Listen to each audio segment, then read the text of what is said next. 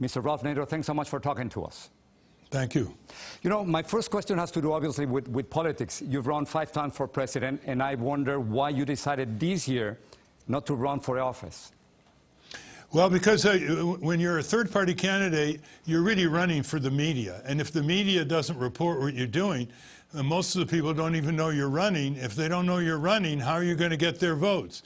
So even though I'm fairly well known in the country, I ran these candidacies, and never was there more than 20% of the people who even knew I was running. I was blacked out of national TV, hardly written about in the major newspapers. But if you would have run, I'm sure people would have paid attention. Probably my question has to do now with the fact, as you know, that you've been blamed for the results of the 2000 election. Was that in your mind when you decided not to run this time? No, because Al Gore knows, and he's spoken about it. He doesn't blame the Green Party. He blames what happened in Florida, from Tallahassee to the political decision by the Supreme Court. And 250,000 Democrats, by the way, in Florida voted for George W. Bush in 2000. So it's sort of a political bigotry, Jorge, to blame a third-party candidate who has every equal right to run for political office as the big guys do. Now, so are you saying that it is right now too late for any candidate, an independent candidate, to try to get the White House? I mean, let's suppose that something goes wrong with the Republican convention, that at the end something happens with Mr. Trump and he can't get the nomination, or that simply he just doesn't get enough support within Republicans. Is it too late for an independent candidate?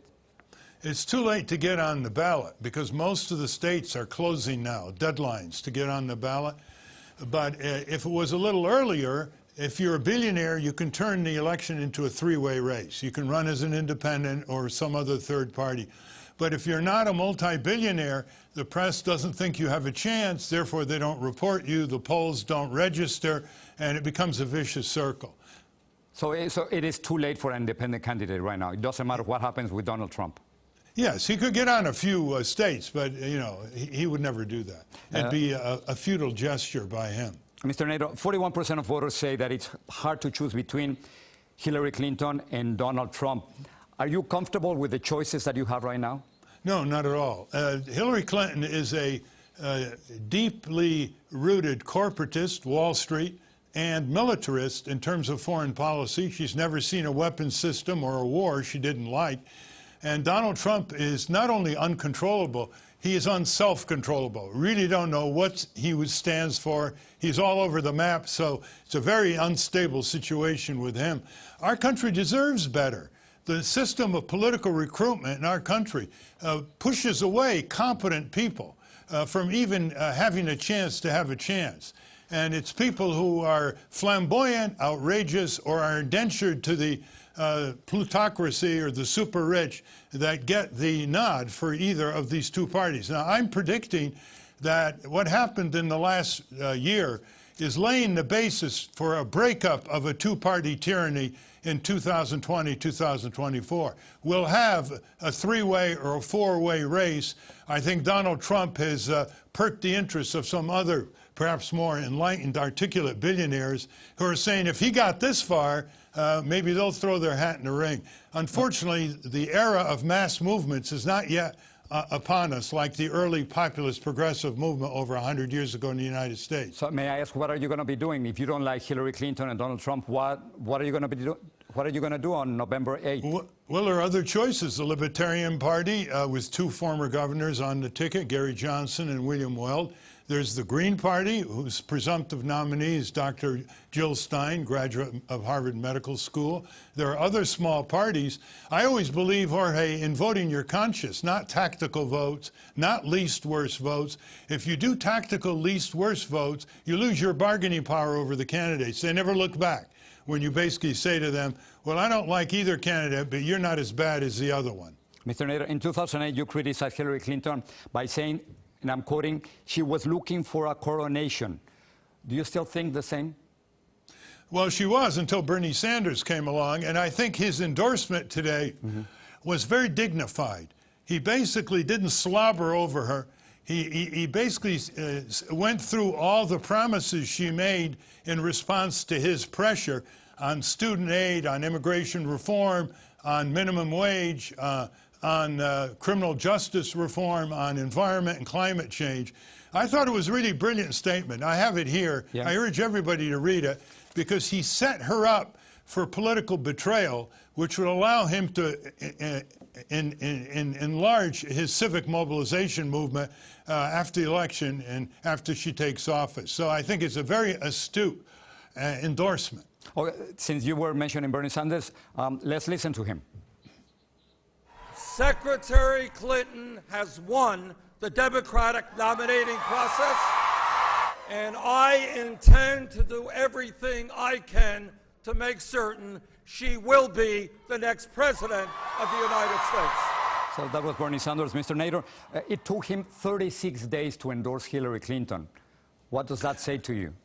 To say is he wanted to hold her feet to the fire in the platform committee for the Democratic Party, and he got some good words on all these issues I just mentioned and more, but that's not going to be enough, and he knows it better than anybody. She should now commit to send specific legislation within 100 days to the Congress after she's inaugurated in order to make sure that she meant what she said in terms of the Democratic platform. Because President Obama in 2008 promised a $9.50 an hour minimum wage by 2011. He promised a card check to make it easier for workers to form unions, and then he never mentioned them again.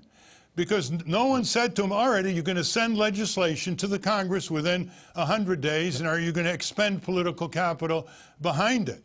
So he's still got a lot of work to do. I recommend after Labor Day that he have mass nonpartisan citizen rallies starting in the mall in Washington and going all over the country in order to keep the heat on Hillary Clinton. In the process, he'll get more votes for her as a collateral benefit. I don't think Trump has a chance. He cannot separate his own ego from the role of presidential candidate, and there will be some eruption every few days. He cannot control himself. I don't think he has a chance to win. Mr. Nader, however, about Donald Trump, you said that Trump has actually brought up some important issues on this election. However, he's alienated and insulted Muslims, Mexicans, women. Do you think that what Donald Trump has contributed to this campaign has been positive? Well, it has in the raising the issue of corporate managed trade agreements that have sucked industries and workers out of our country to fascist and communist regimes overseas who know how to put hard workers in their place with modern equipment and send the products back here. That's a very, very important service that he is performing. He also, I think, put some attention on fat cats, on the big money contributors. He had some good criticisms of some tax loopholes for Wall Street, but by and large, he's just all over the map. If he took a position here one day, a few days later or a week, he'd take a position on the other side, like on minimum wage. He is a mockery. I'm not so sure he's serious about even being president. I wouldn't be surprised if he basically said, well, I tried, I'm going to go back to my business, my brand name Trump is now all over the world, and I'm going to be richer than ever. He's got to release his tax returns if he's going to become credible about saying he's a good candidate for president because he's been a successful businessman. And he's refused to do that, which undermines his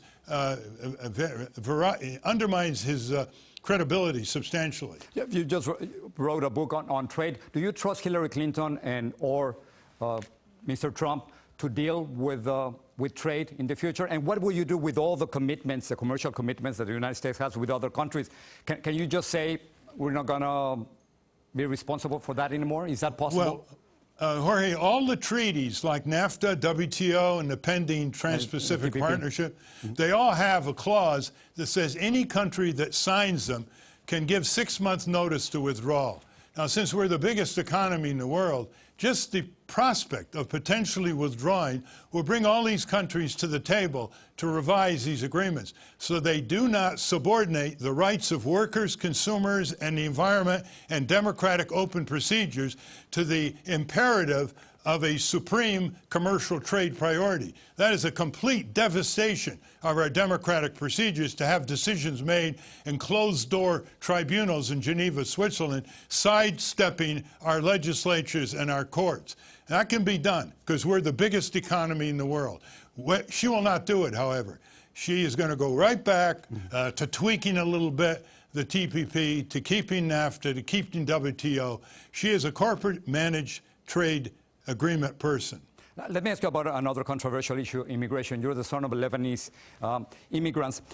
What will you do, Mr. Nader, with 11 million undocumented immigrants in this country? And I'm asking you specifically because, as you know, in this campaign, many people have blamed immigrants for lowering salaries and for affecting the American economy. So what's your take? First, what will you do with the 11 million who are already here? And we know they're not going back to their country of origin. Well, first of all, they have come into this country, they've been accepted for jobs and other workers. They clean up after us, they serve our food, they harvest our crops, they help our elderly in the healthcare area. And so there's an equitable doctrine in American law that's called laches. That is, even though their coming in was a misdemeanor, that has been nullified by subsequent acceptance, reliance, paying taxes, and so forth. The second is quite important, and that is that we've got to get to the bottom of why there is an immigration crisis in this country. And that is our military and foreign policy supporting fascist, dictatorial, oligarchic regimes south of the border, Mexico, Central America, the Honduras coup, supporting Trujillo, the dictator in Dominican Republic, and leaving these people with no option to support their families and other to come north to get jobs, dumping subsidized corn, unemployed millions of people in Mexico. Many of them went into the cities with no opportunity, others headed for the border. Who's responsible for this? It was U.S. militaristic, imperialistic practices that continue to this day. And so any immigration debate, Jorge, has got to start with why do we breed the conditions in countries that should be prosperous and should be democratic, but we have engaged in coup d'etats, in the military, in the Marines, in diplomatic cover, and outright today supporting the oligarchs in these countries. And finally, they're not responsible for lower wages here. What's responsible for lower wages is a frozen minimum wage. If the minimum wage was $12, which it should be at the minimum, just adjusted for inflation from 1968, there wouldn't be this kind of problem. However, this kind of conversation that we're having, I'm not hearing it anywhere, Mr. Nader. What we're discussing, what people are discussing is the wall that Mr. Trump wants to build between Mexico and the United States, and deporting 11 million people in 2 years. That would mean that he would have to deport 15,000 people every single day. Is that... Well, if he did that, Jorge, he would be instantly impeached and convicted, because millions of families in this country would be without critical assistance. Health care, food, sanitation, all of these and more are supplied by these immigrants. So I want the dialogue to go into the kind of fundamental analysis that I've just made. And I thank you for giving me this opportunity, which the Sunday talk shows would never do. Mr. Nader, let me go to another issue. You've been critical of Black Lives Matter movement. Why? Well, I was critical in a positive way, in the sense that because they're in the eye of the media, they should try to establish permanent offices and get into the electoral arena more. It's not often that you have the eye of the mass media, and they do. And they really should move to the next stage of impact and not be so much on the defensive in the police brutality area, which is important. And that's how they made their mark, of course.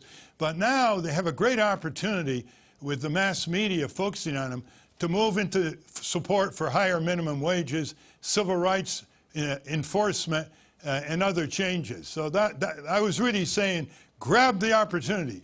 Black Lives Matter. So are you suggesting that they should go into the political arena? In other words, that they run as a movement or as a party? Yes, very much so. They should run at the local, state, and congressional level. The Congressional Black Caucus is too indentured to big money. I had trouble convincing them to have congressional hearings years ago on the economic exploitation in low-income black areas in our city. It was only Dennis Kucinich, congressman, who had the hearing. And so they've got to go to the grassroots and remind the incumbents in the state legislature and Congress who are black legislators where they came from. And if they don't remember where they came from, they should be challenged in the primary. And Black Lives Matter can help do that. Mr. Nader, let me go back to 1965 and your book on Safe at Any Speed. Of course, you've been concerned about the auto industry and airlines and consumer affairs. What worries you now? Well, you mean in the auto safety area? When it comes to consumer issues, what worries you now? When we have worst, go ahead. Yes. The worst by far it was pointed out in a report by Johns Hopkins University, the medical school report, that 250,000 Americans die every year because of medical malpractice, hospital-induced infections, medical errors, and bad side effects of misprescribed drugs. Now just let that sink in. 250,000 is about 700 Americans a day. And this, they said, was an understatement. It didn't deal with clinics and other places where people get bad health care or bad pharmaceuticals. That has got to be a major issue. That's a massive issue of preventable violence in this country. And if we spend all our time on back alley violence or street violence and not on the silent violence of the healthcare industry, we are not helping millions of families come through healthcare in a safe manner. Let me ask you a little bit about social media. How important it is now that social media is an alternative to traditional media? You think Twitter, Facebook, Instagram can be a political force, a powerful force that eventually would be stronger than the traditional media? Well, social media is very good getting people riled up, getting people to find out what's going on, what meetings, what rallies. It has not proven itself yet in terms of actual transfer to citizen action and political action. I don't think members of Congress are all that scared about social media. I think social media gets you to first base, halfway to second base, but it's only the beginning for hard-working, full-time organizers in congressional districts to start taking control of Congress, because that's the #1 priority, taking back control of the most powerful branch of government in our country. Mr. Nader, just one last question, and let me go back to politics.